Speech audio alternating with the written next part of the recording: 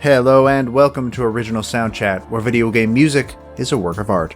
In each episode, it's our goal to help you learn about two soundtracks from the world of games, as well as the people, stories, and critical tracks behind them. My name is Joe DeVader. And I'm Peter Spezia. We're brought to you by Anonymous Dinosaur and Rhymes with Asia. It's time to appreciate great OSTs and the games they come from without getting too bogged down in music theory. Up first this week for our two games is 2017's Persona 5, the JRPG journey of the Phantom Thieves that tries to balance a normal life at high school with a nightlife of stealing the hearts of crooked adults. After that, it's yet another Persona game, this time a crossover between the protagonists of the third and fourth game thrown into the first-person dungeon crawling of the Etrian Odyssey series, 2014's Persona Q Shadow of the Labyrinth. Yep, pretty easy theme this week. Etrian Odyssey. Yes, definitely Etrian Odyssey. No, it's Persona week. Because coming up here is Persona 5 Royal, the release of that game. So, what better game to talk about than its original game, and then also another Persona game. We like talking about these games in particular. Joe, how you doing? I am alive. I think in this age of social distancing and self-quarantining, it's about all we can ask for. Yeah, this is continues to be a tough time to be around. But hey, Persona, that's my favorite escapism game, so what better game to talk about? That's actually a really good point. Wow, I didn't even think of that. Yeah, no, I totally agree. It's a good time passer. So hopefully if you're cooped up, maybe you can play a Persona game. In the meantime, our last episode with Animal Crossing City Folk and Killer Instinct, we had a couple bits of feedback on our social media at Soundchat OST and wanted to provide some follow-up and some insight. This is from David Smith at DVD Smith on Twitter. Says, quote, "Pretty sure I heard at the time that City Folk's name was changed," this being in the UK, Australia audience, where it's Let's Go to the City. So City Folk's name was changed because folk sounded too much like the F word in some British Australian accents. Which is a dumb reason. Nintendo did this a lot back then. They did the same thing with Elebits because bits equals genitals. So dumb. That's very good insight. Never would have possibly considered that on this family-friendly show. Me neither, actually. That, now that he mentions that makes a lot more sense. For those markets in particular, yeah, absolutely. He also followed up on the question of Robin Beanland's O level in exams. So he says an O level is an exam you sit at school in England when you're 15. It's like the lowest level of educational qualification, graded A to F like any other exam.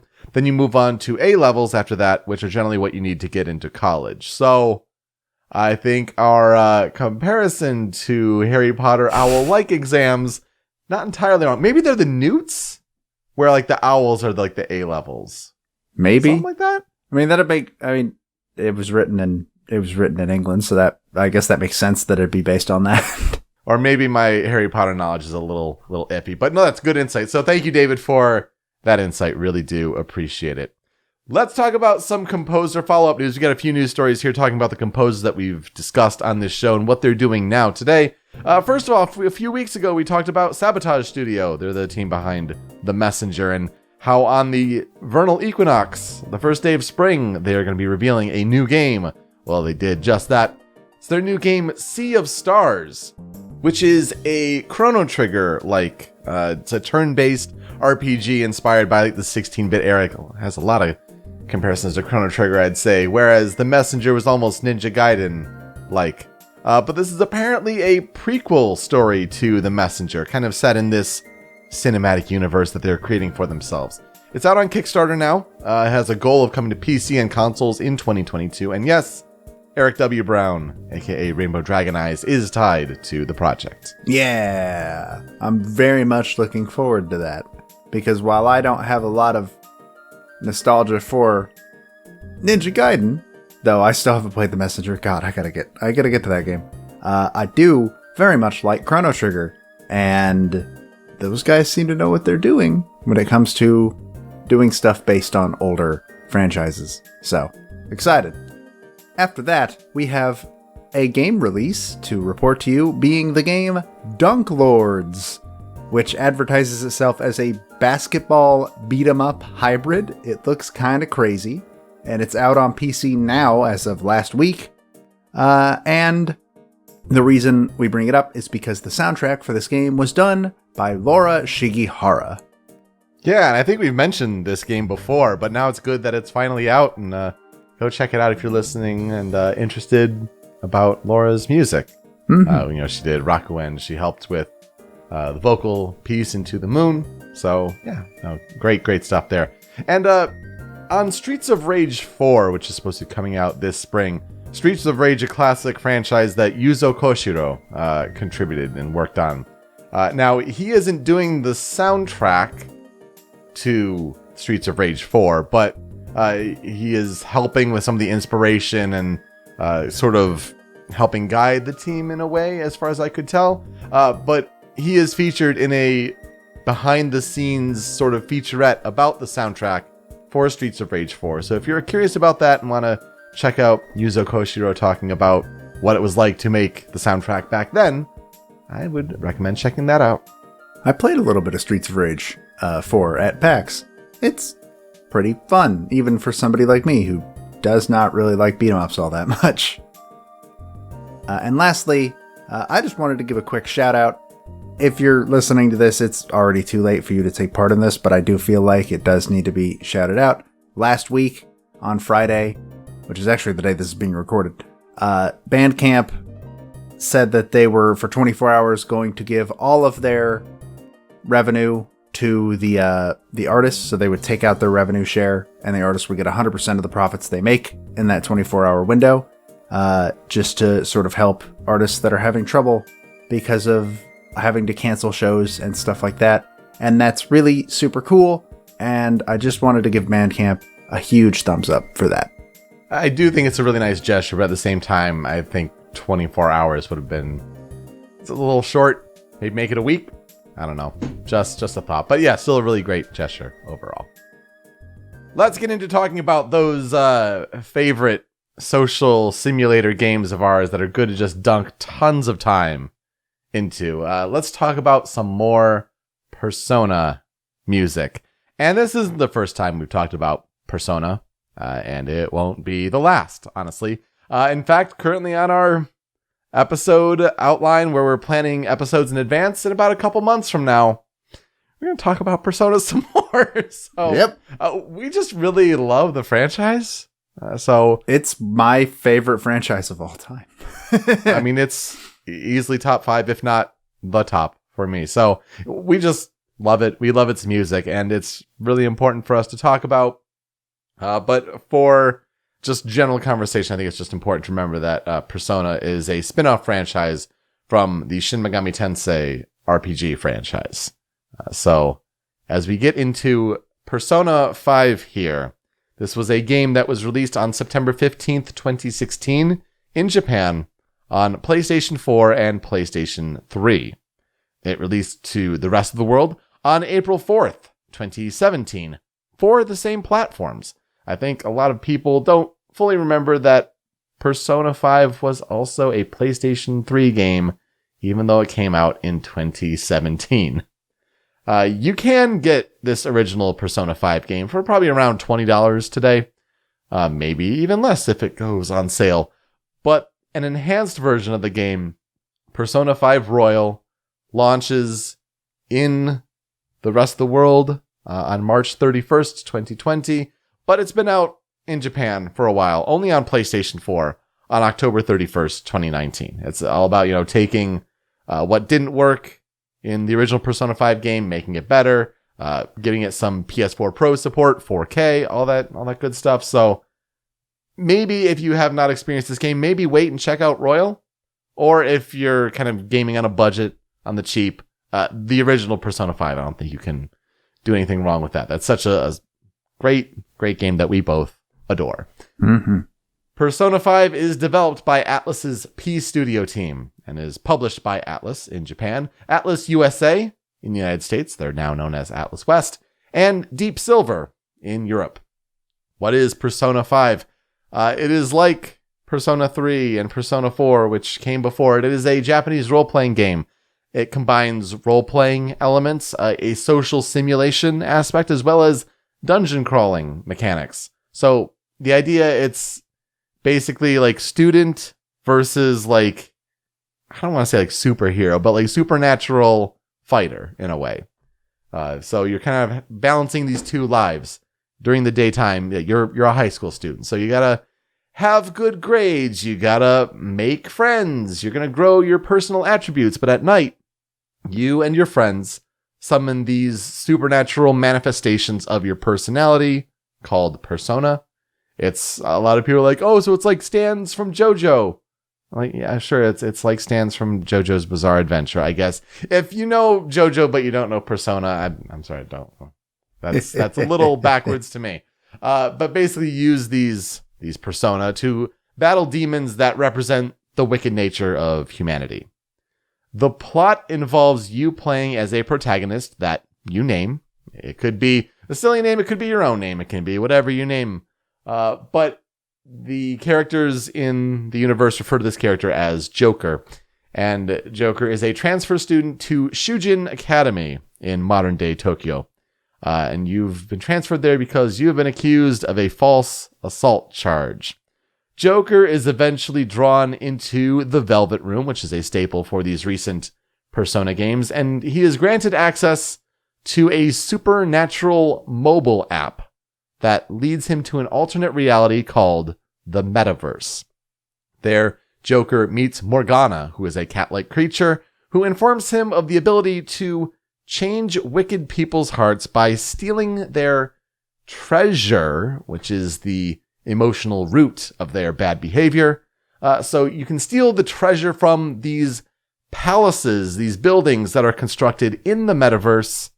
And it's so you go to the metaverse, this alternate reality, you go into palaces to steal the treasure of these wicked people, and doing so changes their personalities in the real world. So to start, in school at the Shujin Academy, there's an abusive volleyball teacher named Kamoshida, and he considers himself the king of the school.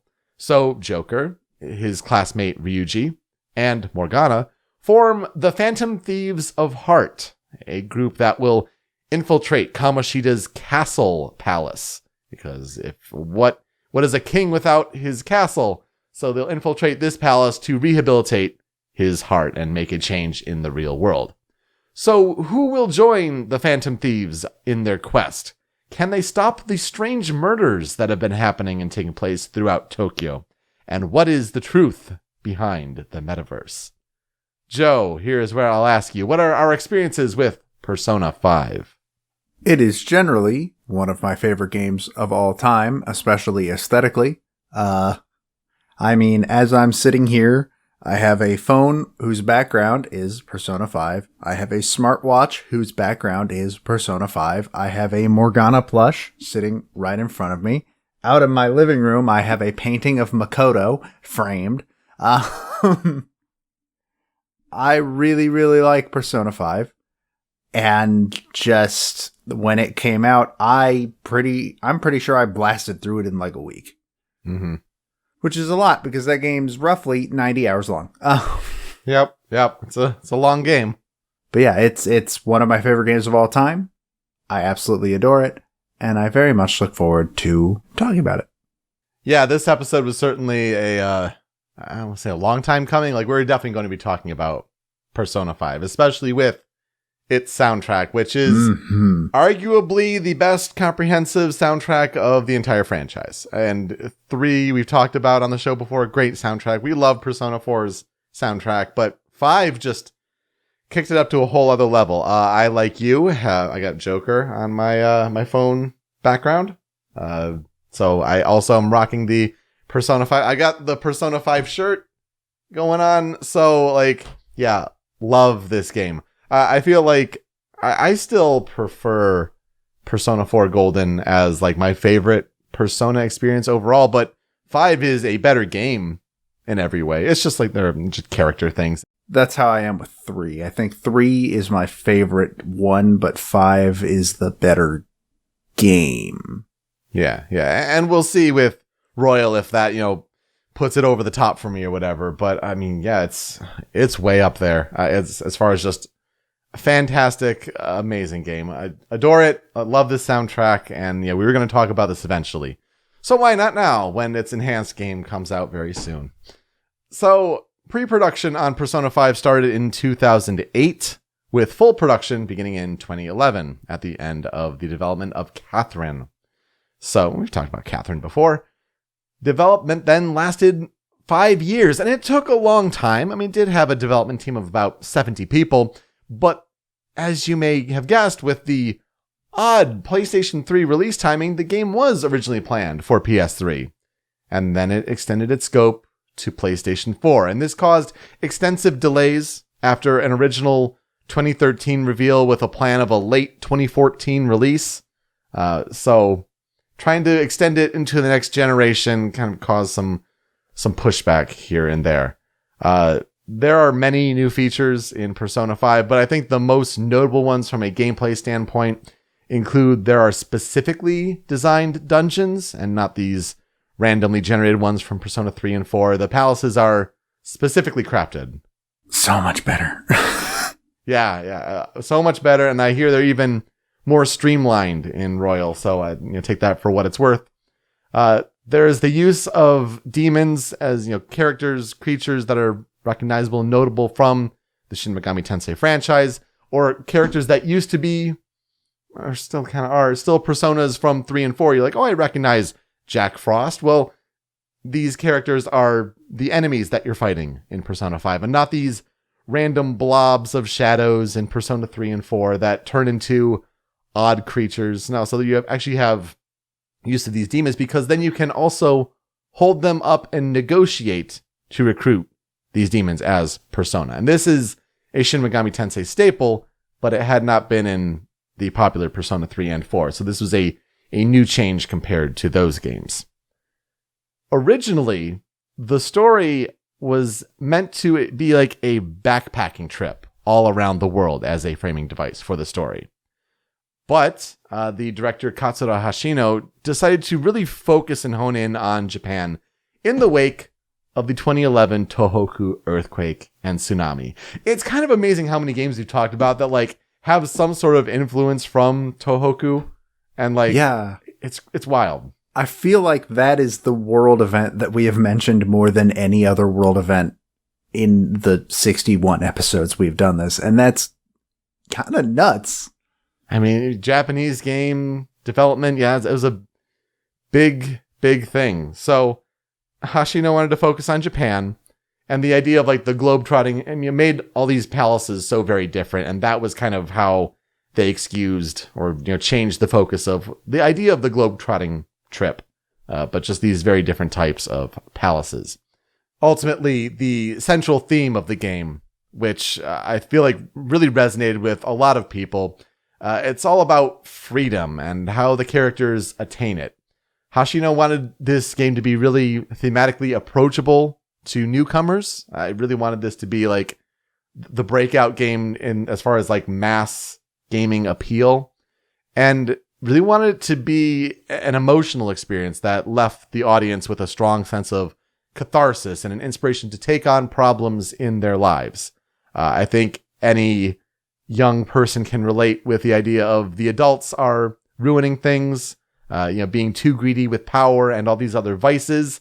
Let's do something about it. Let's cause a revolution. And I feel like that really resonated with a lot of people.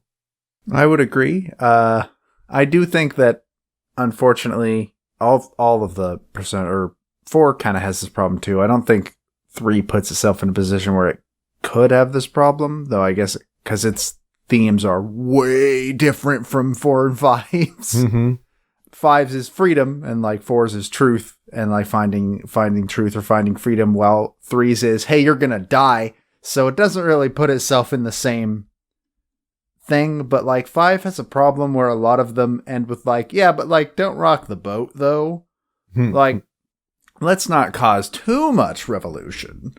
And it's kind of weird, the thematic weirdness that happens sometimes with that, but that is less a this game problem and more a Japanese culture problem. Right. Yeah. They are very much a culture of don't rock the boat. Things are fine the way they are. That kind of thing. That does make a lot of sense. The development team took on 3 main stories as like inspirations that they cited. Apparently, the Chinese novel Water Margin, the Japanese crime movie Hakuchu no Shikaku, and the Spanish novel Lazario de Tormes. Apparently, these were like the big stories that like influenced their storytelling. Furthermore, the setting and the style often were compared to a picaresque fiction novel. The Gentleman Thief, the idea of this concept. So, a character like Arsène Lupin III. How might a character like that win appeal in modern society? How would they be viewed today? These were definitely big inspirations for the storytelling of the Phantom Thieves in Persona 5. So, Persona 3 is primarily themed blue in its coloring, its menus, its logo. Persona 4 goes for more of a yellow route, and Persona 5 completes that 3 primary color structure. It's all about red in this game, and that may hint at like the darker, edgier tone to it. So it's a lot of reds, it's a lot of blacks, some white, and this resulted in the most stylish user interface. And like whenever people watch gameplay of this or play it, it's just like, oh yeah, it oozes style. The menus, pressing start and navigating menus looks slick, feels slick, and it's all about like rooting in this red color and these black and white stylish fonts. Oh yeah, it's some of the best UI to ever be in a video game. Best looking. Just shop UIs look awesome. Your pause screen is cool. Even like the HUD during battle is rad. Everything about like any menu or anything in this game, yeah, oozes style. Like you said, it's just style is the name of the game in this game, and it's so good. We're the Phantom Thieves, and we're going to be stylish when we take you down. Though this game was also notable in the fact, I'm not entirely sure if this like started this trend, but it was, I think, very notable in bringing this attention in an age of game streaming and people trying to build an audience and broadcast this game, but also being very wary of spoilers. This is where Atlus was notoriously given a lot of criticism for how they were putting extensively critical streaming policies in place before launch, even after launch. Atlus not a fan of games being streamed in this way. Yeah, and the new game, Scramble, is also going to have those fun restrictions, and nobody likes them, and they're also stupid, and they guarantee that nobody's going to cover their game.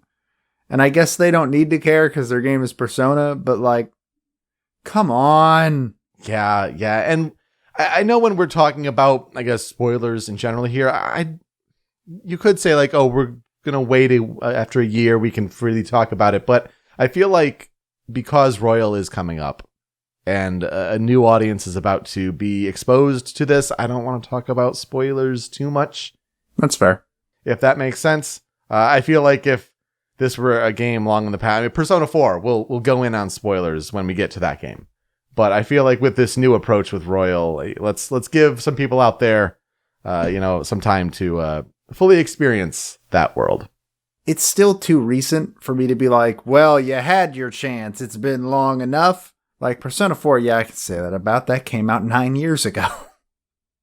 That came out way before 9 years ago, didn't it? Came out in like 2009. 2008 was the original release, yeah. 2008. Yeah, it came out over a decade ago. At that point, it's like, well, if you haven't played it yet, then why are you listening and why haven't you played it yet? But like, I don't know, Persona 5 came out in like 2017, and that was 3 years ago. And especially for a game this long, I don't know. That still feels too recent. Yeah, and I feel like there were also quite a bit of people who just kind of dropped off at a certain point. Like, yeah, that felt it was too long. So we'll be easy on the spoilers. We'll kind of keep things generic when we talk about the songs in particular. So Persona 5 has been reviewed as one of the best role-playing games of all time, which is a very, very high benchmark. Certainly there are a handful, a dozen games that kind of go up in that category, but it has a Metacritic review score average of 93. Many things praised about this game, from its art direction to its graphical style, the battle system, the voice cast, and yes, the soundtrack. However, it is not without flaws. The script localization is rough on the original game. Apparently this is improved for Royal.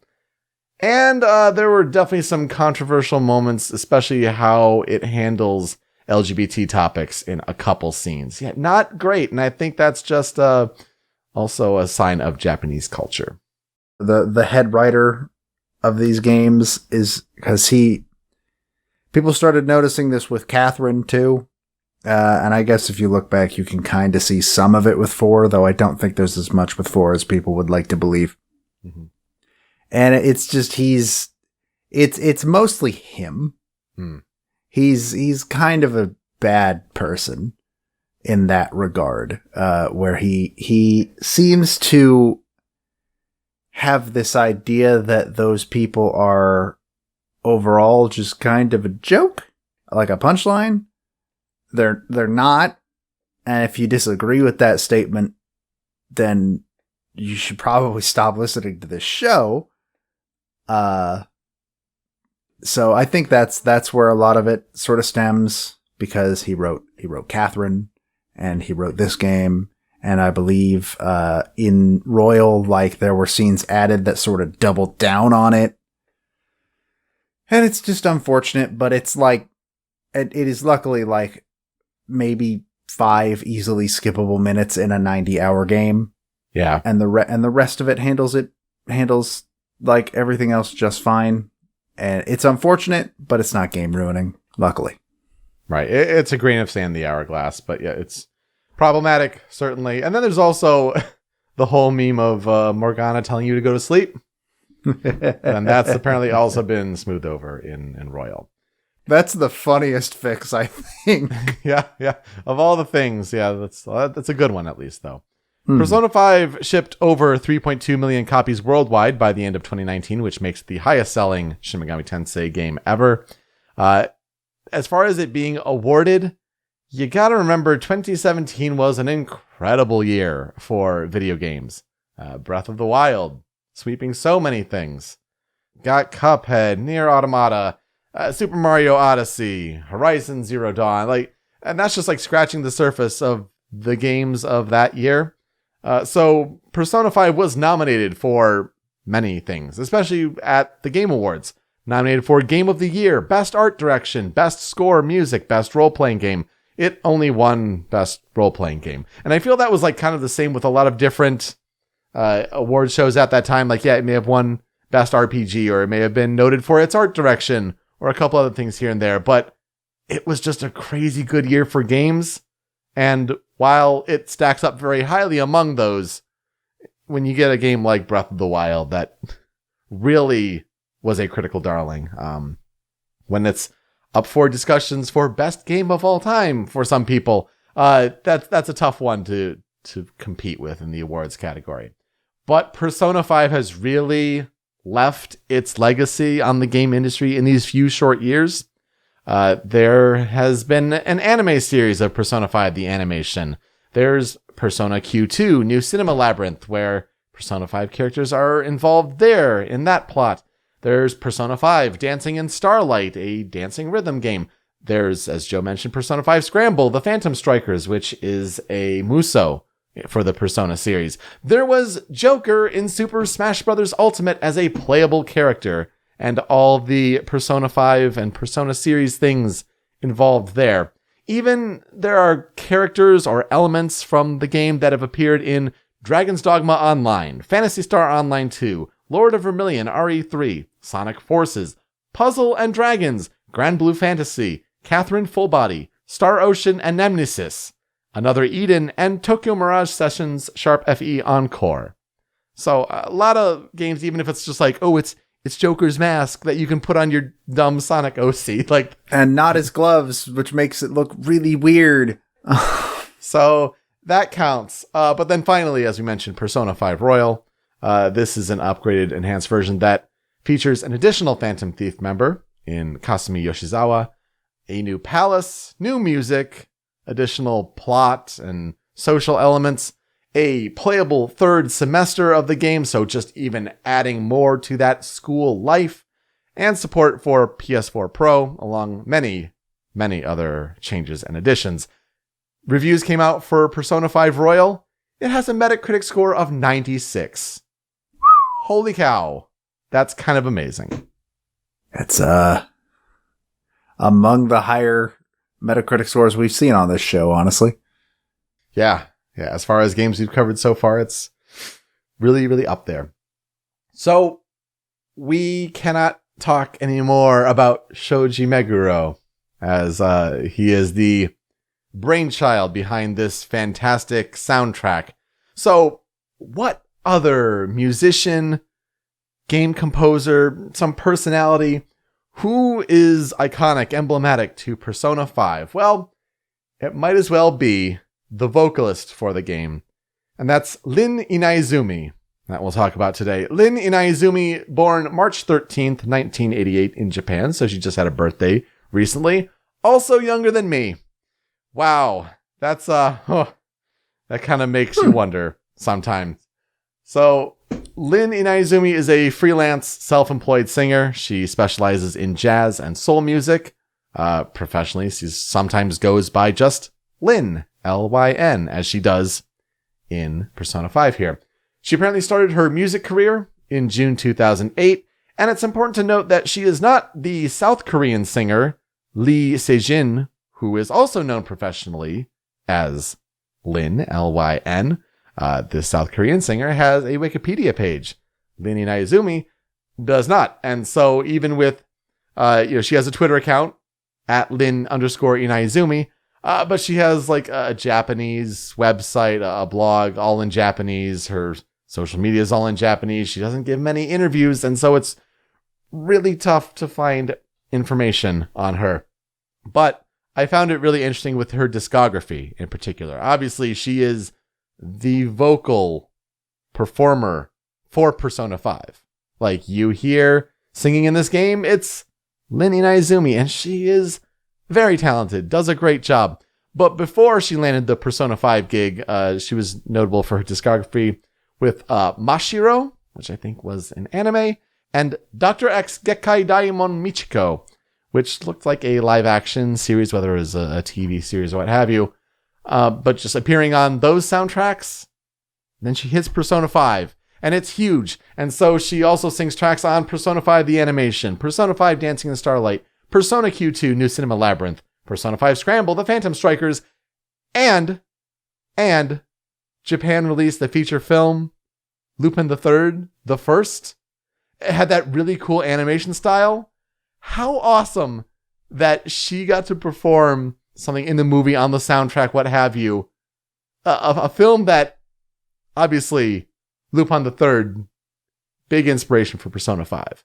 But for this new movie that had this gorgeous artistic... It's a movie I really want to see. I actually just don't know the best way to do so. But going from Persona 5 things to that, so cool. I really liked learning that. I didn't know that. That's super rad. I wonder if Persona 5 is directly responsible for that. It kind of makes you wonder, doesn't it? Because Persona 5, huge. Huge. Persona in general is huge in Japan. So, yeah. Huh. Interesting. So when it comes to the Persona 5 soundtrack and historical development research therein, it is all about Shoji Meguro, who did the bulk of the composition and the arrangement and all that. But also, he had help with other composers on the project. Mostly, I think it was for, like, cutscene score stuff. Like, a lot of the in-game stuff, it's Meguro. But when things are happening in cutscenes and things like that, a lot of the score is composed by different composers on the project who had all worked on Persona games before. So these would be Toshiki Konishi, Kenichi Tsuchiya, Atsushi Kitajo, and Ryota Kozuka. But the only other vocalist in the game besides Lin Inaizumi is Haruko Komiya, who is the operatic vocalist behind the Hymn of the Soul or Aria of the Soul, the Velvet Room theme. It's the theme that has not really changed throughout much of the Persona franchise. But other than that, you hear a vocalist, it's Lin. So work on the soundtrack lasted for about 3 years, and it shows because there's a ton of music here. It's all very high quality, and it doesn't sound like a rushed, under crunch, gotta hit it by this date sort of project. It's really just a lot of work and time and love went into this. And English pronunciation, especially in the vocal pieces, was a big focus for Meguro and his team. Really, I guess he said when they showed people the final result, like they were impressed. Granted, they may not have known what the English words meant if they were Japanese, but they were impressed how much it did sound like English. Granted, I think you compare this to the other quote-unquote English songs of the previous Persona 3 and 4 games. It's better, but it is still obviously a Japanese singer. Like, let's be honest.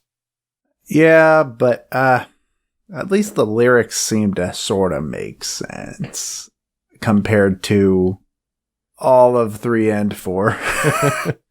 And this is true because most of the lyrics were written by someone named Benjamin Franklin. At last, we get to talk about Benjamin Franklin. I don't know if this is his real name or if it's a pseudonym, but the lyrics for most of these songs are credited to Benjamin Franklin, though the ending song Hoshito no Bokuroto had lyrics written in Japanese by Shigeo Komori. But as far as Lin's efforts go, she says that she was really surprised to be singing more in this game besides, more than just the opening. Like, she thought if she was going to be called in, like, oh, do the opening title theme and that's it. No, a whole lot more, as you will get to hear in the 5 critical tracks for Persona 5. Let's start with that opening theme song. This is Wake Up, Get Out There. Can we make a difference? If we don't break out of here, wake up, get out there. Raise your voice against liars. Feed around the fire.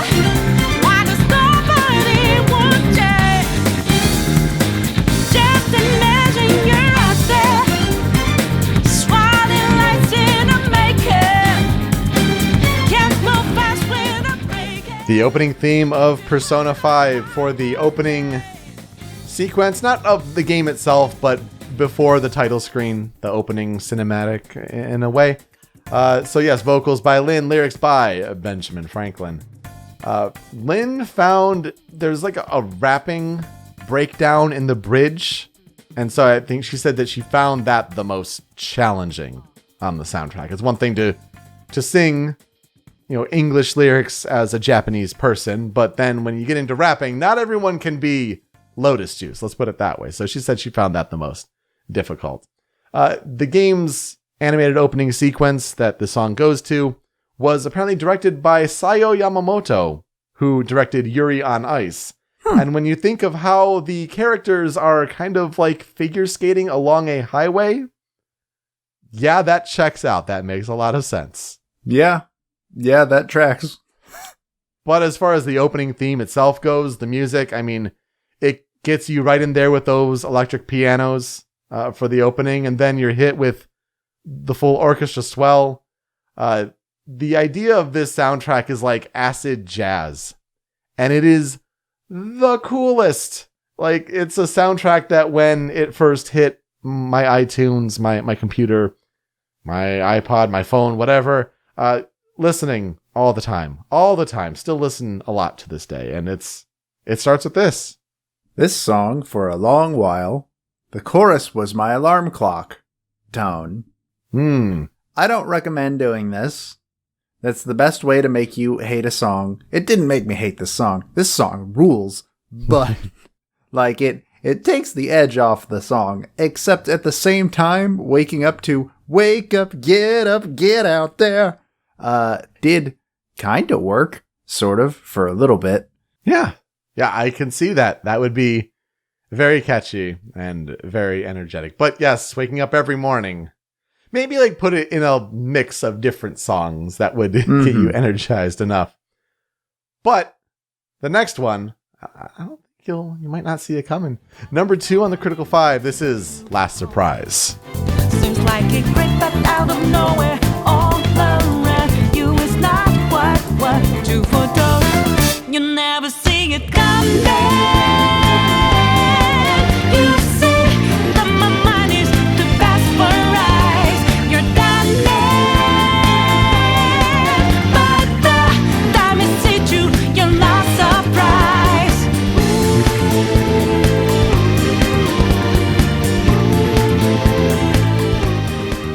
You'll never see it coming. You see. The meme that really spawned from this game most with like this song and this soundtrack, it's the most common theme you'll hear throughout the game because it is the main battle theme. Vocals by Lynn, lyrics by Benjamin Franklin. Yeah, what can I say? I mean, you get people who are like on YouTube breaking down like how good from like a music theory standpoint and how catchy the song is, like the harmonies that are involved, the instruments, that the bass line, how it just really moves nicely, to really just, it's a song all about how like, hey, these enemies here in these palaces, we're the Phantom Thieves. We're going to take you down, but we're going to be stylish as hell, and we're going to do it to this song.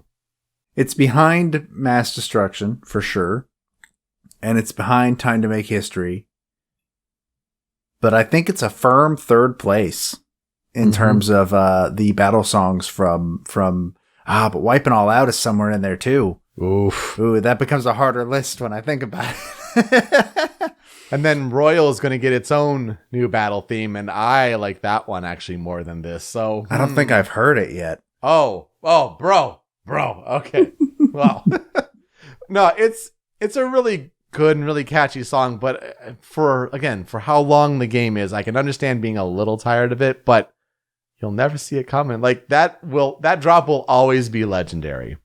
100%. And every time I hear this song though, I think of that one Simpsons video. Yes. With Mo doing the breakdancing. Say some gangster is dissing your fly girl. You just give him one of these. You never see it coming. You see that my mind is too fast for eyes. That one's really good. That's my favorite one. Number 3 on the 5 critical tracks. This is Life Will Change. So you know that we out there, swatting lines in the making. Can't move fast without breaking. Can't hold on our life for change. And our voices ring out, yeah. Took the mask off to be free. Falling out in the debris. Now we know that love will change. So in our Thanksgiving 2019 Q&A episode, I mentioned how this is my favorite song in all of video games. That hasn't changed. This is the greatest. It's so incredibly hype. From the very first trailer it appeared in, all the way to its context in the game. It's an incredible song. Vocals by Lynn. Lyrics, once again, by Benjamin Franklin. This is the theme that plays as you're approaching the palace boss, as you're making that final heist on the palace. And this playing during that whole approach as you're making your way through the palace, so incredibly hype. Especially it being one of the first songs you hear in the whole game, because it plays during the intro sequence. Ooh, this is also, I think, with a bullet, my favorite song in the game. 100%. I'm so mad it's not in Smash. Right? What gives with that? I would have rather had it than Wake Up, Get Up, Get Out There, but hey, Joker's in Smash, I can't complain. But this song is so good. I don't even know what else to say about it other than it's so good. And going into a palace, especially because for most of the game, it's an instrumental version. But then once you hit like one of the late game dungeons, then suddenly you get lyrics to go along with it. And it's awesome. So good. You gotta love when games know how to pull that moment just right. It's just remarkable. Yeah, I'm not gonna get into music theory reasons because I just don't know. Like, but this is my favorite. Like, favorite video game song ever. Like, it's this right now. It's so good. Number 4 on the Critical 5 for Persona 5. This is Rivers in the Desert. A river in a dry land, the laughter's in a lost head. When the hope of new beginnings burned our feet, now we needed a heartbeat for dreaming. Oasis in a siege land, remind us what we're here for. Creating new life, creating rivers in the desert. Or Rivers in the Desert. Nah, I kid. Sometimes the pronunciation does get a little wonky. But once again, lyrics by Benjamin Franklin, the one and only. And vocals by Lynn Inaizumi. So this plays, starting out again with instrumental, and then the vocals come in just right. But this is like several endgame bosses. Not the final boss of the game, but when you're hearing this song, like you're really getting into the end game here for the base, the original Persona 5 game. It sounds like Royal adds on quite a bit more in its end game, but still an important track. One of those ones that it's just like we're starting to get into like disco funk a little bit. When I was flipping through and I heard this song for the first listen to the soundtrack, I could not believe how good this was and how it just made me want to like tap my toes or like really get into the groove. And then hearing it in game is just so much better. You give some flack for the pronunciation of desert, but it's never going to be as bad as Devils Never Cry, ever. I still have the top on that. That is number 1 all time. It'll never get as bad as that. This song absolutely rules. Hearing it for the first time, I think it playing for a different late game boss fight, other than the original ones that it plays for, is a bit of an overuse for it. Yes. But at the same time, like, ooh, this song is good. And during the Game Awards, when they had an orchestra up there that year, and the orchestra played one song from every game up for Game of the Year, and Rivers in the Desert was the one they picked for Persona 5, and just everybody in our call was like, it's Rivers in the Desert! And we got super excited and hyped because this song rules, and we were kind of hoping it would be the one they played because they had played Life Will Change earlier in the show. Thank goodness this song is in Smash. Mm-hmm. So again, it has to be here, regardless of that. But just one of the better battle songs in the game for sure. And we'll wrap up the 5 critical tracks for Persona 5 with "Swear to My Bones."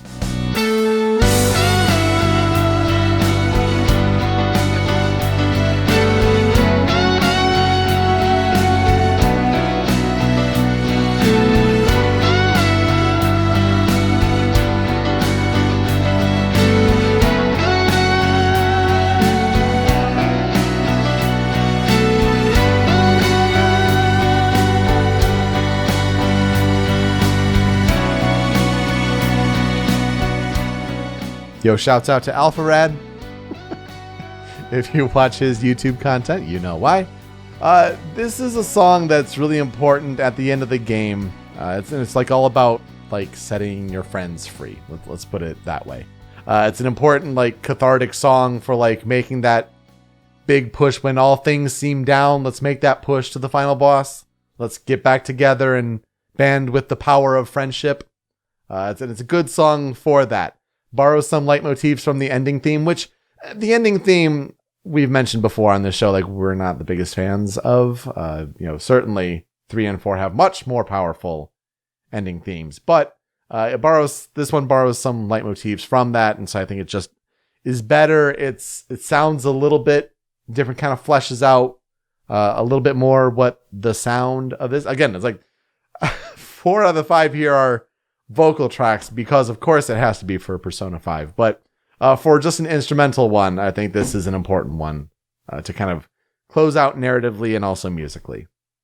I think, doesn't this song also play when you max a social link with a party member? I think so, yes. I believe it. I believe it plays when they're getting their new persona.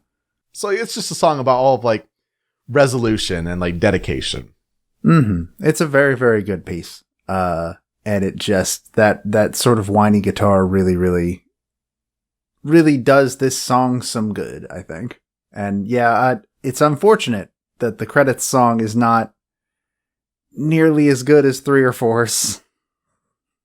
Because 3 and 4 both have like god tier level credits songs. Yeah, legendary status. And this one's just sort of, it's there. And I agree. I think this is the version that you'd put on the list if you picked one, because this is the better version. The piano coming in behind that guitar solo. So good.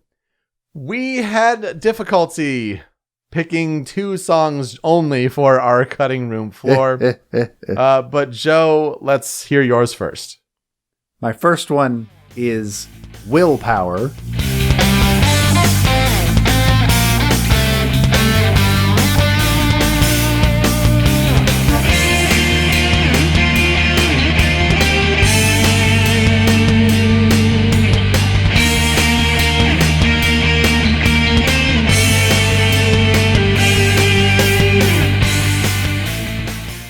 It was either this or Awakening, because I think that Awakening is one of the cooler pieces in the game, but I think this wins out by just being more of a song and less of like a thing you hear for about 30 seconds in a cutscene. Awakening plays when the character awakens to their persona, and Willpower is the song that plays during the immediate fight right after that cutscene where you are using that party member for the first time.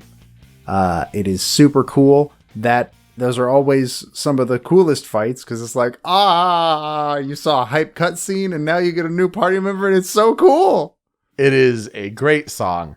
I may have been tempted to, if we're talking about like another battle theme, hated leaving Blooming Villain off the list, the palace boss battle. But yeah, Willpower it's really hype when you're adding that new party member. If it wasn't Willpower, it probably would have been Blooming Villain. And my second one is one that I just could not leave off the list. It's The Whims of Fate. God in store for her man, so we know the dice, see what they may fall. Come on, why don't we spin the wheel, see who it may call, give into temptation. For this song, the vocals are by Lynn, and the lyrics are once again by our best friend, Benjamin Franklin. And it plays in a late game dungeon that is based on a casino, which is a super cool dungeon, and this song is rad. It's the only dungeon theme with lyrics, which sets it apart immediately. And just, it's really groovy and catchy, and I love it.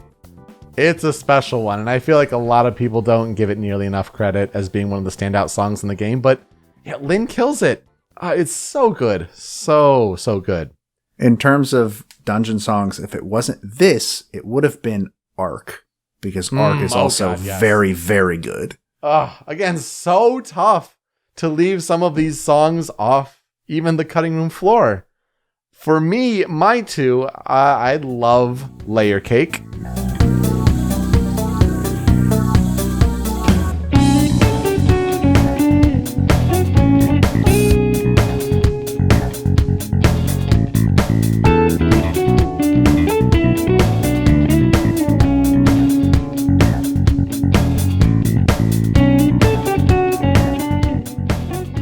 from a really ominous sound and then going into this smooth jazz guitar. Just the smoothest. And then trumpets come in for like the chorus.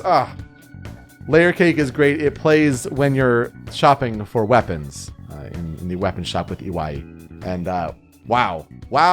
Like what? This is what you shop to? So good. Love this one so much. At first, I don't think I thought this song was anything special when I first started the game. And by the end of the game, like, yeah, no, I think this is the best shop theme in the series. It's certainly the only one. Well, no, I can sort of like hear Persona 3's off the top of my head, but that's just because it's a song that already exists in the game, slowed down. And this one is just, I think this is by and far the best shop theme in the Persona series. 100%. And I think a lot of people get blinded by Takemi as the doctor. Is like, oh, you know, she's got a great, you know, shop theme too, but like, no. Like, if we're talking musically speaking, it's Layer Cake. For sure. And I would be remiss if we did not include this song, at least on the cutting room floor. This is Beneath the Mask. The real question to be asked, where have I been? I'm a sharpshooter at Ghost Masquerade, hiding both face and mind, all free for you to draw. I'm a sharpshooter. Vocals once again by Lynn. But no Ben Franklin. No $100 bills, y'all, on the lyrics. This is by Rika Schmaltz on the lyrics to this song. This is the theme that plays like at nighttime when it's time to wind down for the day or you're kind of out on the street. This is a theme you'll hear a lot, whether it's in instrumental form or like a version with electric piano, only that's like because it's raining, or the rain theme is so good. So a lot of great variations on this one, but I'm a shapeshifter.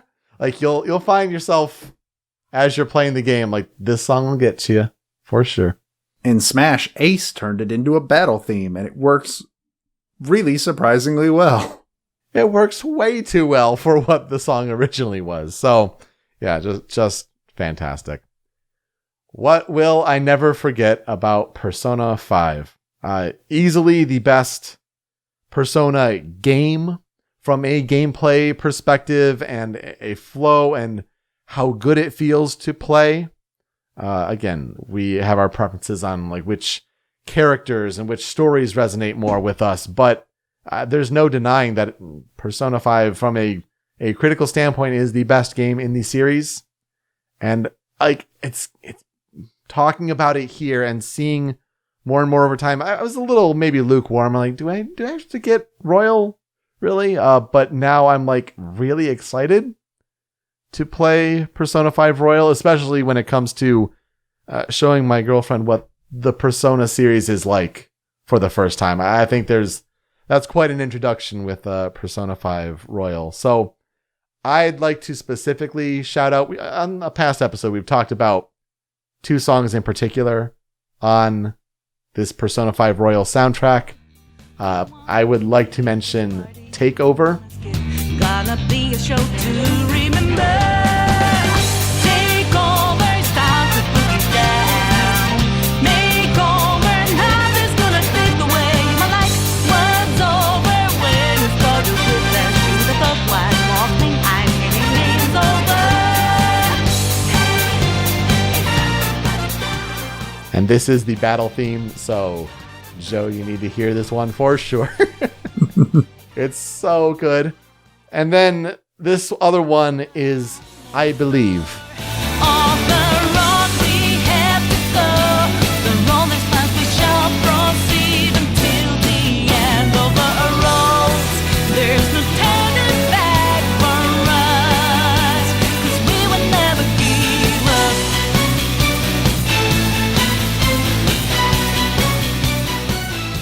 Which, if I have read correctly, is the theme that plays in the new dungeon, the new palace that has been added. So it's another palace theme with vocals, and man, it's like Life Will Change redux for given the royal treatment in a way. Both great songs. I think these are the standouts from the royal soundtrack. So we don't have to revisit that soundtrack. I think those are the standouts here. But yeah, wow, love this game. Can't wait to play Royal. I, at first, was saying I didn't think I was going to buy Royal at launch. I don't think I am still, but I'm not going to lie that everything going on has made me start to think, maybe I should buy Royal at launch. I don't think I will because Final Fantasy comes out in like 2 weeks, and I don't have time to jump into 2 very long RPGs at the same time, and I'd rather go play the one I haven't played yet than well, that's weird to say about a remake. Yeah, absolutely. But both big RPGs for sure.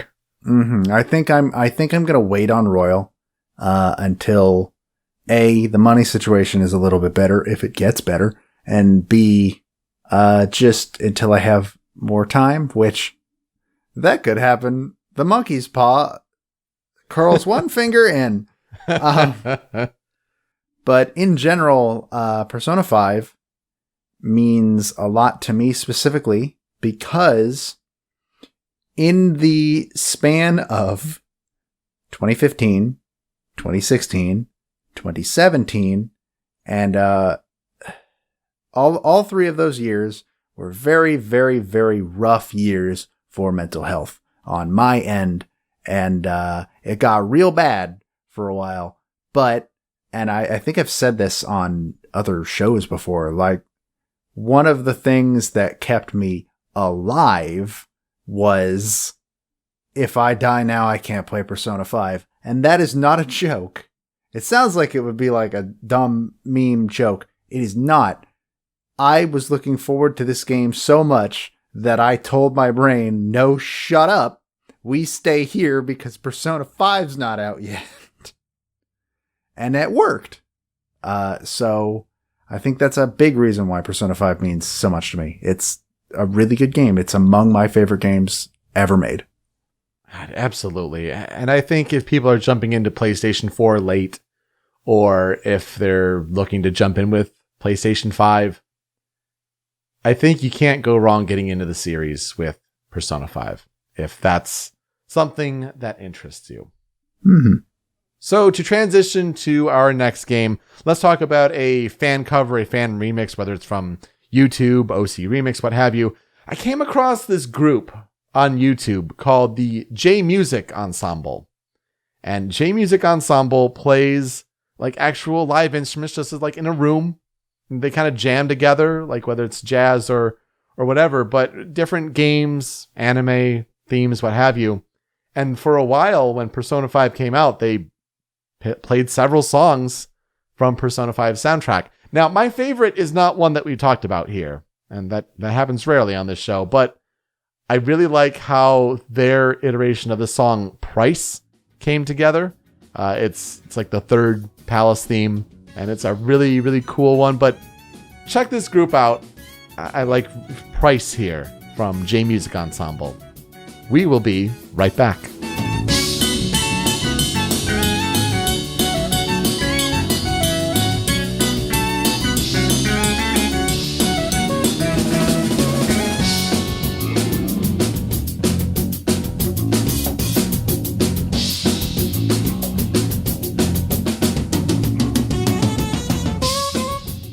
It's time to talk about another Persona game. This one smaller. Much smaller. In multiple ways, if you really think about it. But also bigger with more characters? Yeah. Weird. We're talking about Persona Q, Shadow of the Labyrinth, which was originally released for the Nintendo 3DS on June 5th, 2014 in Japan, November 25th and 28th, 2014 in the US and Europe respectively, and December 4th, 2014 in Australia. It was developed and published by Atlas, except in the PAL regions, where it was published by NIS America? That doesn't make sense, but multiple sources said that was the case, so I'll believe them. And this made it the first Persona game to ever appear on a Nintendo platform. And to this day, there's only 2 more since then, being the sequel, Q2, and the Phantom Strikers. That's it as far as I can remember. Yeah, and for Persona, yeah. Yeah. There's plenty of Shin Megami Tensei on Nintendo platforms. Just, Persona hadn't ever crossed over there.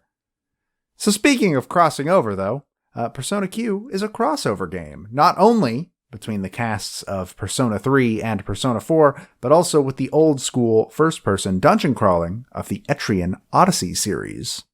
The title, I didn't know this, and I had actually wondered and never bothered looking it up, so in case you were like me and just didn't know why it was called Persona Q, that stems from the fact that in Japanese, Etrian Odyssey is called Sakaiju no Meikyu, and is often shortened to SQ, therefore Persona Q, or PQ. Oh my god. I had no idea. I didn't know. No, me neither. That's really cool, I think. That's a cool way to decide that name. A bulk of the gameplay in Persona Q is the previously mentioned first-person dungeon crawling, where think of the old Windows screensaver in a way. Pressing forward or backward will cause you to move forward 1 grid space, while pressing left or right will cause you to rotate in that direction. And through this sort of camera angle, you have to navigate through a labyrinth, as the name would imply. While exploring, the player will fight normal groups of enemies through the usual JRPG random encounters. So like you walk a certain amount of steps, the screen goes, and then you're fighting enemies. But there are far stronger enemies that are visible on the map called FOEs that are just wandering around, and they all have their own special movement patterns depending on the dungeon. And it's up to the player to learn these movement patterns and navigate around them, because for the most part, you are kind of encouraged not to fight them because they are insanely overpowered. For the most part, at any point in the game, if you fight an FOE, you are going to die. Unless you're playing on the easiest difficulty, in which case you can slowly grind and power it out. Very, very slowly, because it sounds like both of us had the same thought. Yeah, buddy. The other major part of exploring the labyrinths in Persona Q is the need for the player to draw their own map, a staple of the Etrian Odyssey series. The bottom screen of the 3DS can be used to draw on a grid, encouraging the player to map out the labyrinth as they go. And if this is not really your thing, note that there is an auto map function if you really want it. Personally, I found drawing the map to be kind of cathartic. Yeah, I kind of went back and forth. Like there were some times where I did want to draw, sometimes no. At a point, I went back for a New Game Plus, and that's when I was like, no, it's the auto map. I don't care anymore. Overall, in terms of battle system, the game plays roughly like a Persona game, but with one major difference. Instead of the usual one more system from Persona, which in Persona games, when you hit an enemy with their weakness, it allows you to go again. Q instead introduces the boost mechanic. By landing a critical hit or exploiting the enemy's weakness, that character will gain the boost status. And this can have multiple effects. A boosted character's next skill will not require any HP or SP cost to use. And also, if multiple characters end a turn while boosting, this can trigger an all-out attack. The characters will lose their boosted status if they either use an ability that is not a crit or exploiting the enemy's weakness. They'll also lose it if they get hit by an attack before they are able to act again. And the player's party can be made up of a mix and match of characters from both Persona 3 and 4. And also the player can choose whether their navigator is Persona 3's Fuka Yamagishi or Persona 4's Rise Kujikawa, both bringing along their own unique abilities that are unlocked as they level up. I think, if I remember correctly, Rise is more built for exploration, while Fuka has more abilities that affect battle. That's interesting, because for me, it was no question. I was picking Risei all day. Yeah, they both have different abilities, and there were also DLC navigators that you could get. So you could get like Nanako or the 3 Velvet Room siblings, Theodore, Margaret, or Elizabeth. That's great. I think Marie was one of them as well. I never bought any of them, but you could have them if you wanted. Much like their origin games, the player can make use of the wild card ability, which allows them to make use of multiple personas at once, sort of have an inventory of usable personas at their disposal. But unlike regular Persona games, in Q, your other party members can be equipped with a sub-persona that give them even more abilities to make use of. But they only get one. The player character can get multiple. Mm-hmm. In the story of Persona Q, the player is given the option to play as the protagonist of 3, Minato Arisato or Makoto Yuki, depending on where you're taking the name from. He's had so many names. Or the protagonist of 4, Yu Narukami. The beginning of the story and certain events throughout the game will change depending on who they choose, and the first dungeon will be done entirely with that character's game's cast, with the other game's cast joining you right after the first dungeon. If the player picks the cast of 3, the members of C's are exploring the Tower Tartarus during the Typhoon event of Persona 3, when they are mysteriously transported into the Velvet Room. When they emerge, they find themselves in a mysterious and unfamiliar high school alongside the Velvet Room attendants, Elizabeth and Theodore. But if the player picks the cast of 4, the investigation team will be experiencing Yasogami High School's Culture Festival, and when they enter the fortune-telling tent set up by the Velvet Room attendant Margaret, they emerge to find themselves in a strange alternate version of their school. In either scenario, the player's team eventually meets 2 mysterious students named Zen, who is an edgy crossbow boy, and Rei, who is a bubbly and cheerful girl voiced by one Ashley Birch. Yep. Both of them have 0 memory of who they are or why they're there, and they just sort of say they've been hanging around for a while.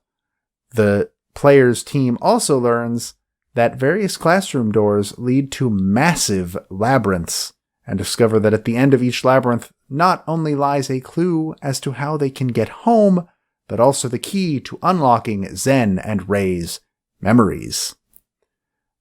Once the first dungeon is completed, the team from the game not chosen at the start will appear, and both C's and the investigation team from Idaba agree to work together in order to solve the mysteries of the labyrinths in a game that features so much fan service for the 2 games, it's actually kind of ridiculous. And it's worth noting, this is all in a chibi art style, as opposed to the usual full-on anime style that characters are traditionally shown in. If you aren't familiar with what chibi means, basically just means bigger head, small body. Short and cuddly.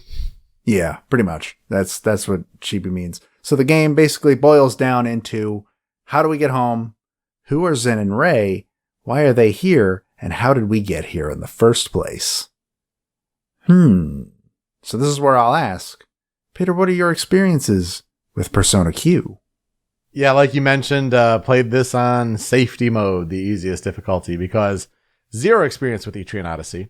Oh, so this game gets really, really hard. It does. Oh, God. The last Labyrinth in particular is really hard.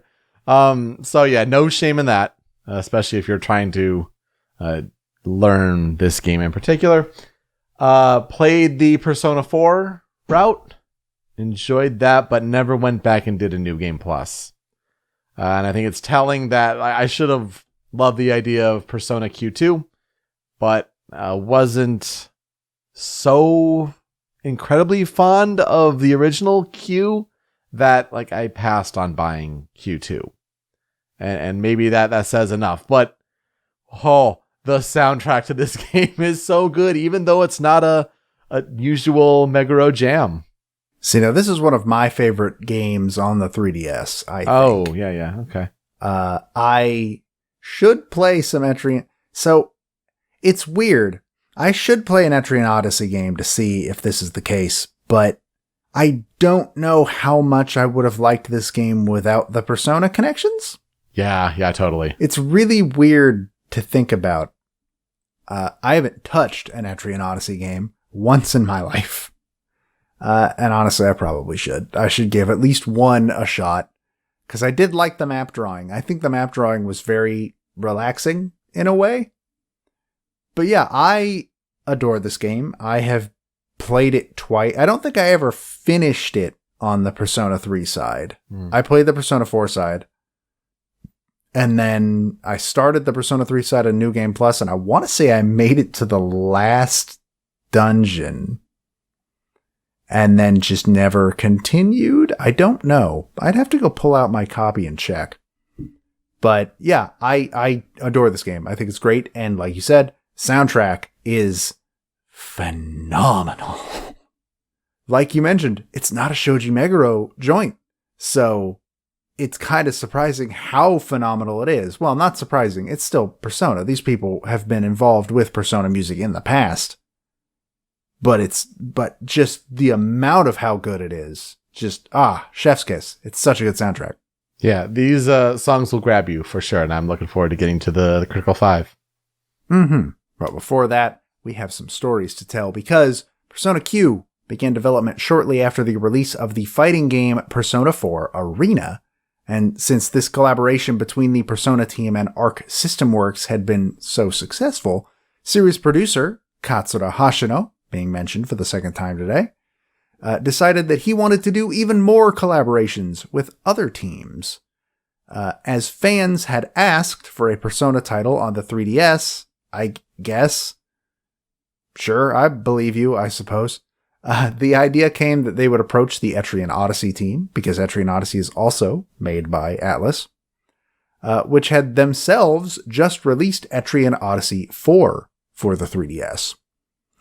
And with a concept penned up by Hashino, they agreed to join together and form what I wrote in my notes as an Atlus Chimera to develop this new crossover title between Persona and Etrian Odyssey. And apparently the idea of bringing the casts of Persona 3 and 4 together was meant to make it so that Q was a, quote, festive collaboration between the two teams in celebration of Persona's upcoming 25th anniversary, which I believe Persona 5 was specifically the 25th anniversary game. But, like, a lot of Persona games came out in that window of time. The scenario of Persona Q was written by Azusa Kido, who had been writing for the franchise since Persona 3. According to her, most of the pressure when writing the game stemmed from the fact that nearly every character in the game had a strong fan base except for Ken. And she wanted to be careful to make sure no character ever felt like they were a background set piece in a scene. She didn't want anybody to feel like they were just sort of there in any scene. I mean, it makes sense. That's why they put Ken and Koromaru together, because Koromaru has fans. But you got to put Ken with them. Exactly. While whichever game's protagonist the player decides to play as is consistently the blank slate they were in their own game, the unchosen protagonist is given a personality based on the ones given to them by various spin-off media that had portrayed them, which I'm pretty sure you had a lot more to work off on that than Makoto at that point, because the movies weren't out yet. Also, side note, I don't know if you've ever watched any of the movies. Half of them suck. It's a shame. But yeah, apparently this was another like big hurdle of like, well, they can't just be a blank slate if you're not playing as them. We have to figure out something for them to be. And so they went to like Persona 4, the animation and stuff like that for you, or Persona 4 Arena, I guess, gave him the actual like canon personality that he is supposed to have. I guess. I believe in 4, the canon Yu Narukami is the goofy choice every time. I think the animation is what said that. I don't know. Maybe. So, another major hurdle for the team was trying to make sure that the game still felt like both Persona and Etrian Odyssey. And apparently at first, the team had planned for the game to feature the dungeon and battle styles of Persona proper. But eventually, in the course of development, the dungeon style moved to the Etrian Odyssey format, while the battle system became Etrian Odyssey with Persona elements, such as the exploitable weaknesses, which are not part of Etrian Odyssey. The sub-personas also apparently came out of an Etrian Odyssey mechanic called subclasses. So that also has roots in Etrian Odyssey completely. Boost, however, was apparently a completely new idea that was brought up by one member of staff that ended up in the game. So, shoutouts to that guy or girl, whoever it was, you did good. Character designs were led by Shigenori Sojima, whom we have talked about before, because he's been in charge of character designs in Persona since Persona 3. And he had made the decision to move the characters to the more chibi art style for two reasons. One, he was worried that their typical designs wouldn't really fit the usual art style and tone of an Etrian Odyssey game, which he's correct. But also, he was pretty sure that their usual looks would not work with the limited visual fidelity and screen size of a 3DS game, and he's probably right on that too. Yep. Uh-huh. In order to make sure that he got these designs right, the dev team researched what fans felt were each character's defining trait, and the new designs took form based on the results designed around that specific trait. While many of the enemy designs are brought over from the Persona series, so like you mentioned the like blobs and the mouths and like the Mayas and stuff like that, most enemies are that. Etrian Odyssey artists did have their hands in some of it.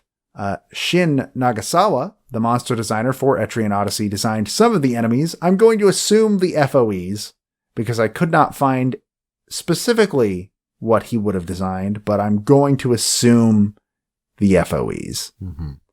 And a character mentioned in Etrian Odyssey 3, Zeus, was made available both as an optional boss and as a usable persona, though you only actually see him as the persona.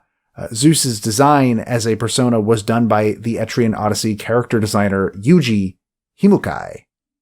Persona Q was officially announced in 2013 alongside a ton of other Persona games, including the fighting game Persona 4 Arena Ultimax, the rhythm game Persona 4 Dancing All Night, and of course, the next mainline game itself, Persona 5. Hey. So all four of those were announced on the same day.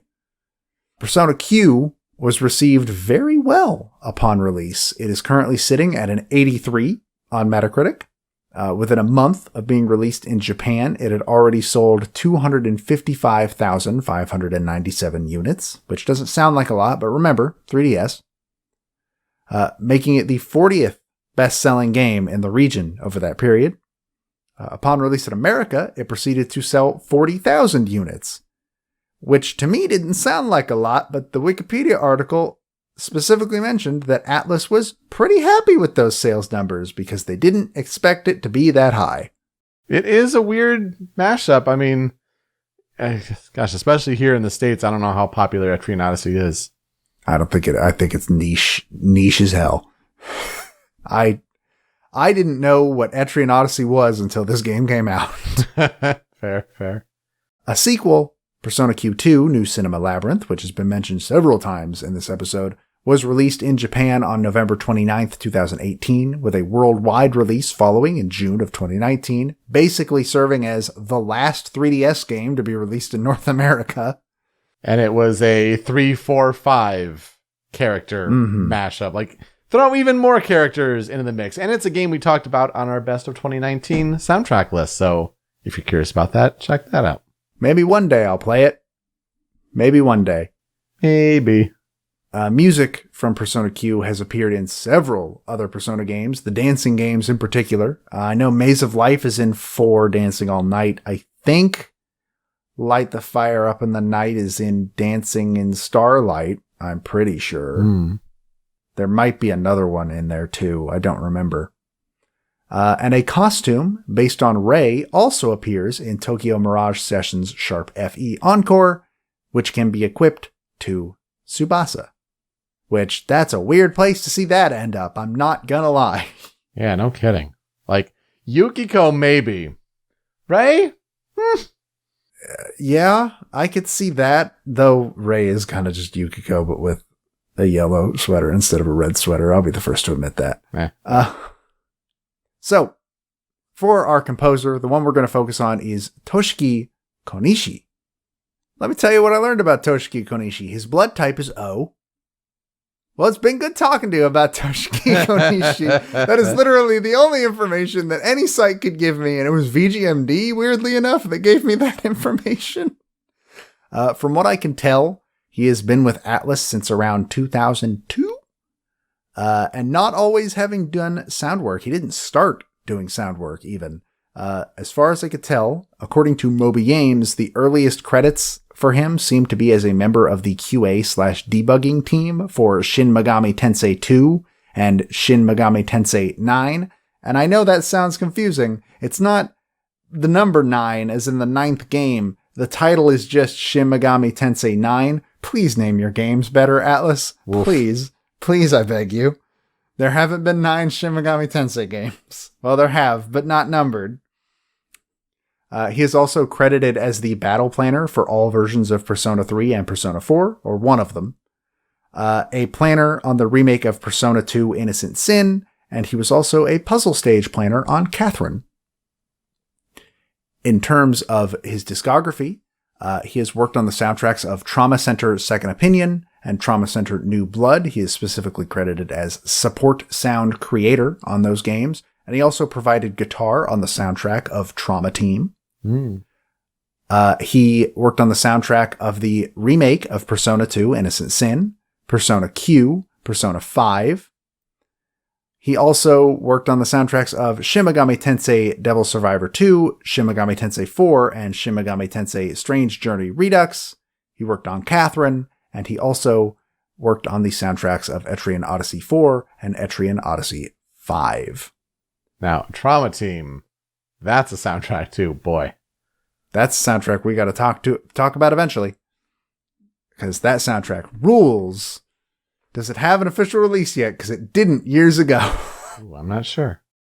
So, for some historical development research, alongside Toshiki Konishi, working on the soundtrack with him was also Atsushi Kitajo, who we will hopefully talk about in July. We'll see. The thing it was supposed to coincide with in July might not happen. We don't know. So we'll find out.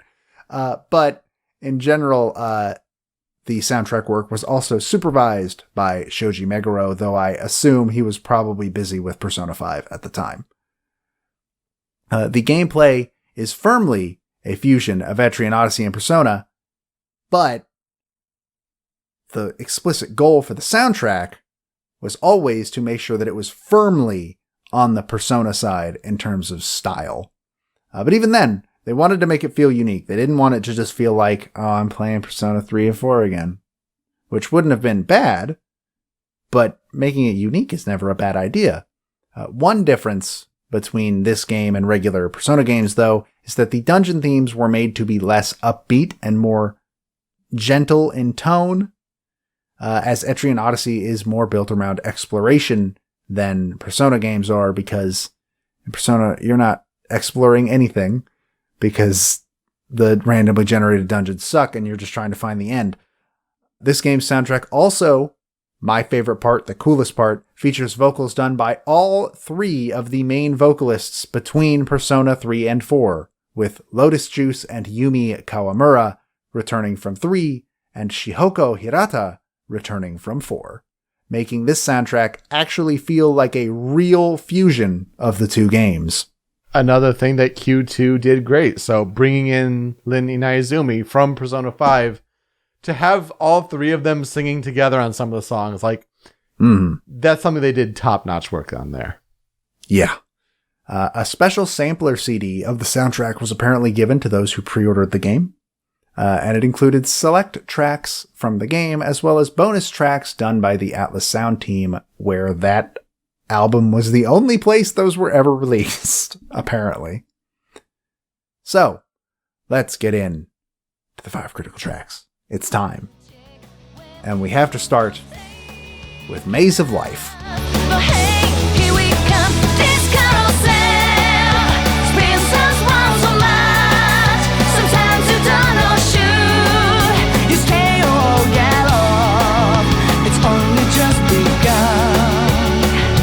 Welcome to this wide maze of life.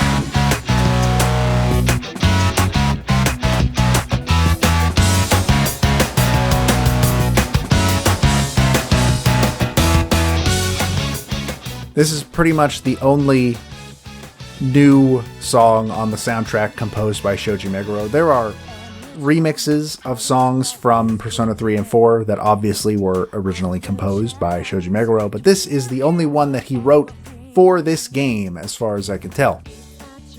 Vocals by Yumi Kawamura and Shihoko Hirata. It is the opening video of the game, and it absolutely rules. Not only is it literally a song about mazes in a game about mazes, but the lyrics are also just about the two teams meeting up, impossibly, outside of time, and making the best of this weird situation, and maybe also might be connected to some of the plot. I was super pumped to hear that this song was in Dancing All Night. Oh, yeah, for sure. This song is fantastic. The animation it goes with is incredible. Wow. Yeah, I have such fond memories of watching this opening and this song. And you're right, like this song appearing in Dancing All Night is fantastic. Yeah, the drop of this carousel, like, will just get you going if you have fond memories of this song. Wow. My favorite part, though it's not in the clip because it's not really not what I would call the indicative part of the song. My favorite part is when most of the instrumentation drops away, and it's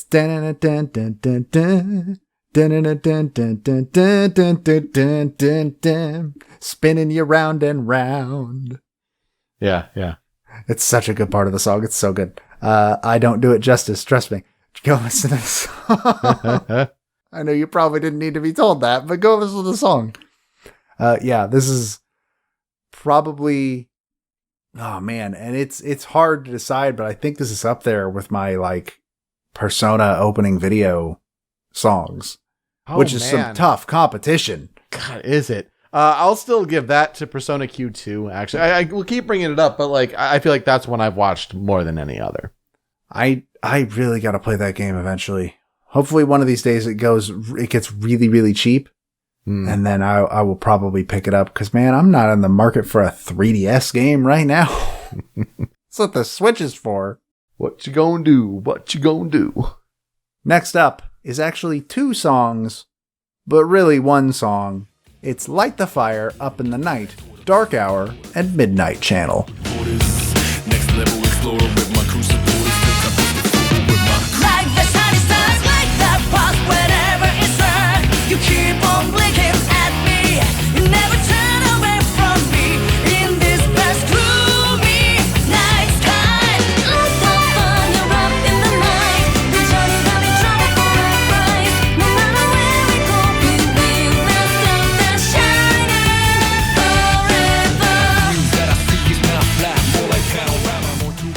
These songs were composed by Atsushi Kitajo, and it is the main battle theme of the game, and it comes in 2 versions, as you might have noticed. The one you hear depends on which cast you picked at the start of the game. So Dark Hour is for C's, and Midnight Channel is for the investigation team. Each one tries to fit the general tone of the game that cast comes from. So like, Dark Hour is a more... I don't want to say it's kind of more low-key, almost. It fits more with Mass Destruction. It's a little grittier. Yeah. Meanwhile, Midnight Channel is a lot more upbeat and, like, makes a huge use of the trumpets. And it's really, really, really good. So both of them feature the rapping brilliance of our good friend Lotus Juice, whom we have talked about on this show before. But Dark Hour puts him alongside the vocals of Yumi Kawamura, and Midnight Channel puts him alongside Shihoko Hirata. And these songs rule. Here's where I'm going to ask, which one do you prefer? If I had to pick, I'd go Dark Hour. I think this Persona 3 version sounds better, which is odd because when I played Persona 4, the Persona 4 route of Persona Q here, you hear this one more often. But no, I like the sound of Dark Hour better. And I feel like Lotus Juice being, I mean, he's in both, right? But Lotus Juice being with the Dark Hour version is a little more simpatico. I also agree that I think Dark Hour is the better one, but it's a real close race. Both of these songs absolutely rule. Up there with some of my favorite battle themes in Persona. It's a lot. But even better than that, it's track number 3, Laser Beam.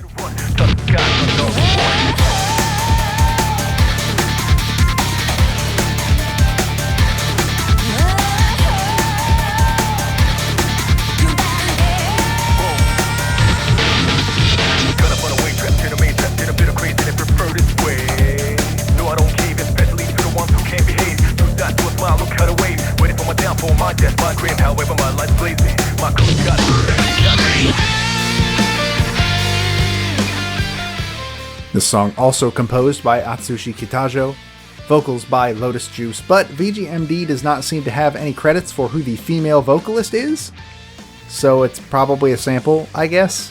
If I had to pick between the two, probably Kawamura. Probably, if I had to assume, but this is a very close second for my favorite song in the game. This song plays when you fight most of the bosses that are found at the end of each labyrinth. The most memorable for me, the one that I associate this song with the most, is the boss of the Haunted House dungeon. Oh, yeah. The two, really some Silent Hill-looking surgeon monster things. This song is really intense. Lotus Juice absolutely kills it. And just, especially the intro, too, just the really heavy in-your-face, the ta-na-na-na-na-na-ta-na-na-na-na-na. It's super, this song rules. Love this song. Oh, and Lotus Juice, when he does the fast rapping, gotta find a way, get his way. It's so cool. I love this song so much. And yeah, it may be up there with personal favorite boss battle themes ever. Mm-hmm. Is that too much to say? But it's incredible, and it really brings a great intensity to these battles. And I think you only actually hear it twice. I think you hear it 3 times. Because in the first dungeon, sorry, I'm going to give something away. It's not really a story spoiler. It's a cool thing spoiler. When you're fighting the first boss of the first labyrinth, you can't beat them, I don't think. And I think Laser Beam might play during that, but I'm not sure. But then the other game's team shows up, and then the music for the boss fight from then on is their game's battle theme. So it's Mass Destruction if you're playing as Persona 4, and it's Reach Out to the Truth if you're playing as Persona 3. But then for the next 2 bosses, it's absolutely Laser Beam. But then for the boss after that, it's critical track number 4, Friends.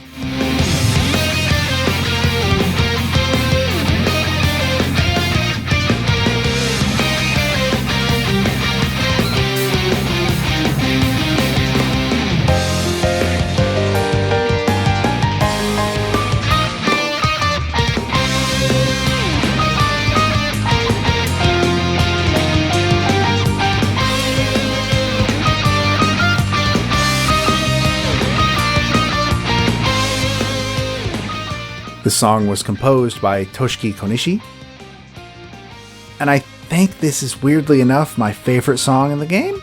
Laser Beam's a really, really close second, but this is my favorite song in the game. And I think it's just because it plays during a very, very powerful late game boss fight right before arguably the most important reveal of the story, just in general. And like, this song is absolutely lodged in my memory. It's my favorite boss fight in the game. It's my favorite song, like especially that piano part, and also the intro always gets me. Just the dun dun dun da da dun da da da da da dun. It's super, super good. And just, I don't know, something about this song feels kind of raw and emotional while also being intense, which fits 100% what is happening during this boss fight. And man, I just love this song. Yeah, I feel like maybe most people might not give it a shot after the intro, but it goes places and it's great. It is really good. I think it definitely deserves to be here. Mm-hmm. It's a very memorable part of the game, even without the song being super, super good. And last but not least, on our Critical 5, it's Footsteps of Time.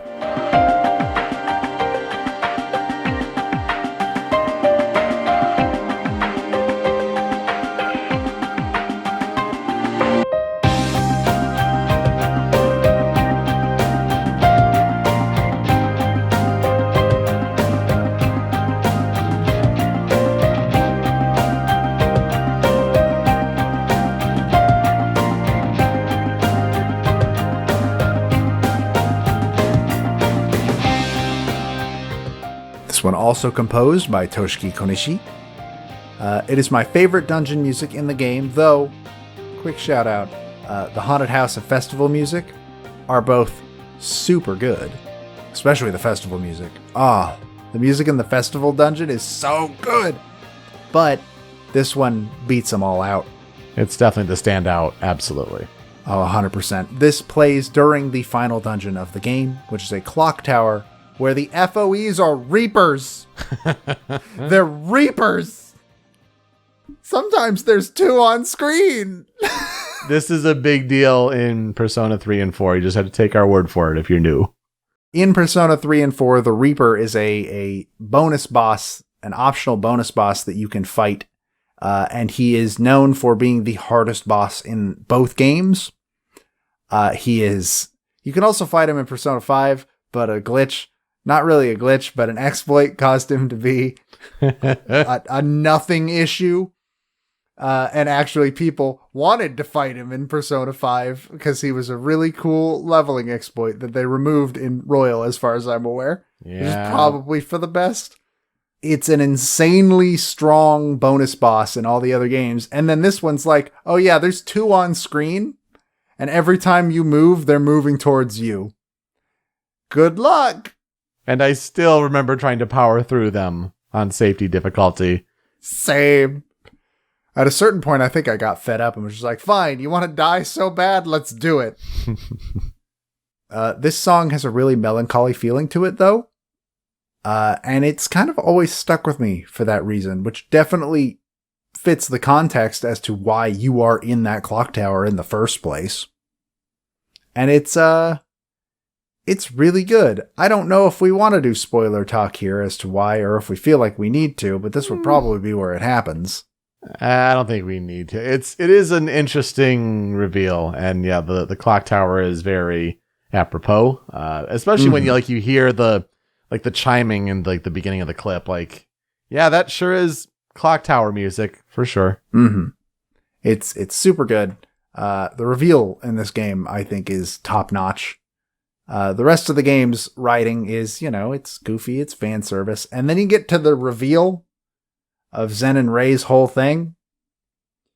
And I actually think it's genius and fantastic, and I love it. So, for tracks on the cutting room floor, you got two. Hit me with them. Here's a really cool one that has a very long title, but I think it's really important to mention for this soundtrack. This is Disturbances, the one called from beyond.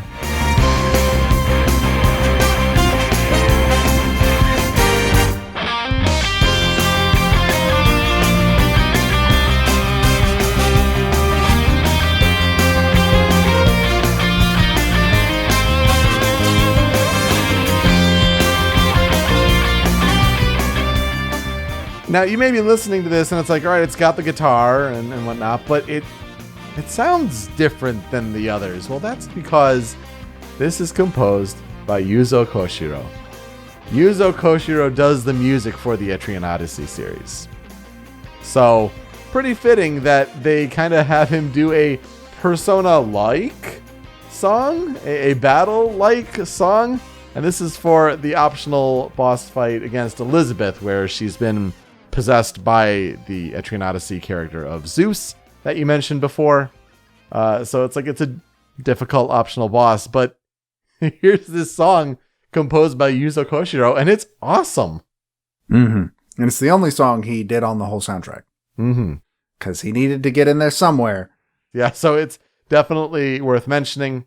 And then I also have to give a shout out to The Infinite.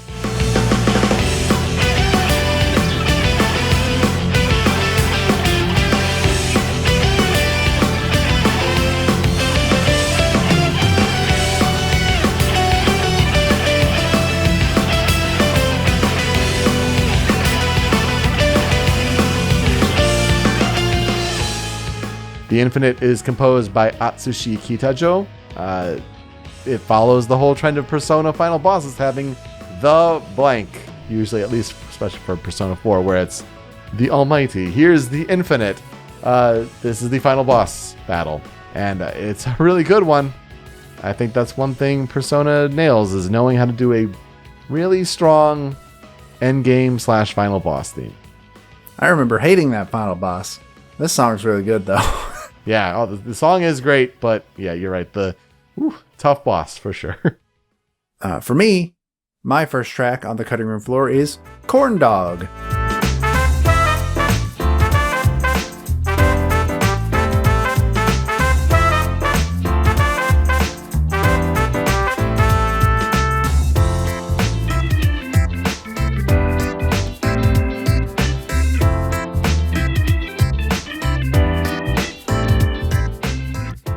Talk about a complete change in mood. But it has to be here.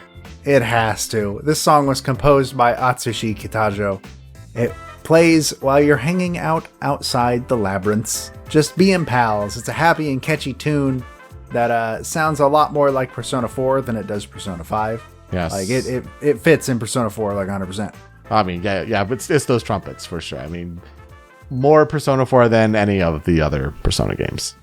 This is one of those songs where sometimes I would just leave my 3DS open and have it play for a little bit. Because it's so catchy and happy and nice compared to everything else.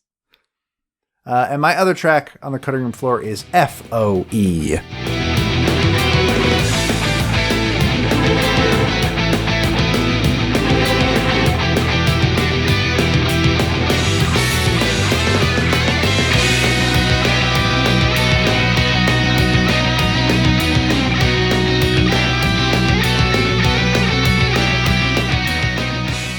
This song was composed by Toshiki Konishi. It is the battle music you hear if you are foolish and or brave enough to try fighting an FOE. It is a hard rockin' piece that definitely gives that, oh god, I'm in danger feel. I cannot stress enough, they made sure that FOEs are extremely threatening and terrifying, and if you get in a fight with one, you're probably gonna die. If you spend minutes at a time fighting a Reaper or an FOE, you're gonna learn this song quite well. Mm-hmm. So what will I never forget about Persona Q? I don't know, it's kind of hammy and it's super fan servicey, and there's also a good chunk that's, only fan service. I wouldn't recommend this game to anybody that hasn't played 3 or 4. Oh, or 3 and 4. No. Oh god, no, yeah. Like, if you haven't played Persona 3 and Persona 4, this probably isn't the game for you. There's nothing here for you. There's really cool story bits outside of the fan service, but you've got to wade through a lot of fan service to get to it. A lot. But outside of that, I think that the reveal and the story is overall incredibly well done. And I think that, like I said earlier, this is one of my favorite games on the 3DS. And I don't think it's gonna, I don't think it's going to be topped anytime soon. It's up there in like the top 5. I agree with you. Yeah, for the most part, for sure. I wouldn't put it that high on my favorite 3DS game list, but you're right. It's a lot of fan service, for better or for worse. Yeah, don't play this game if you haven't played 3 and 4. Like, I cannot stress enough, there's nothing here for you if you haven't done that. But for Persona fans, like, yeah, it's a fun little thing to kind of mix up what you'd expect of a Persona game. The soundtrack, though, is definitely one that we had to talk about on the show eventually. Like, it is a real standout, for sure. And I'm surprised that it didn't come up in my head when you were like, yeah, we got to do a Persona episode for Persona 5 Royal's release. And I was like, oh, does that mean I'm doing 4? No. Do it Q, baby. Yes. 4 is later. 4 saved for later. We'll get to that. There's plenty of other Persona games we can talk. Well, there's like 2 other Persona games we can talk about. Because neither of us have played 1 or 2, but we'll get there. Yeah, we're those kind of fans. But yeah, definitely a great week for talking about Persona music that is so dear to our hearts, something that we love so much, and it's the right week to do so. So that will do it for us this week on Original Soundchat. You can find me on Twitter at Pete Speakeasy. Joe is over at Littlebaga. The video version of the show is on the Rhymes with Asia YouTube channel, also at rhymeswithasia.com. But it's that MP3 podcast version that you want, hosted by Anonymous Dinosaur at anondino.squarespace.com. And you can find that podcast feed on podcast storefronts all around the globe. Apple Podcasts, Google Play, wherever you get your podcasts. Take them with you on a run, in your car, at work, and we won't tell your boss that you're listening to conversations about great video game music. From there, you can find us on social media at Soundchat OST to let us know how we're doing. Give us some feedback. Give us some things. Did we miss something pretty big? Or what did you really like about episodes? And then also let us know what games you'd like us to cover eventually on the show. Spotify. We not only have our podcast feed on Spotify, but we also have a big, huge Spotify playlist where if a video game song that we talk about is on Spotify, it's going on the playlist. Anything this week, Joe? So both of these games' soundtracks are on Spotify, but they are region locked to Japan.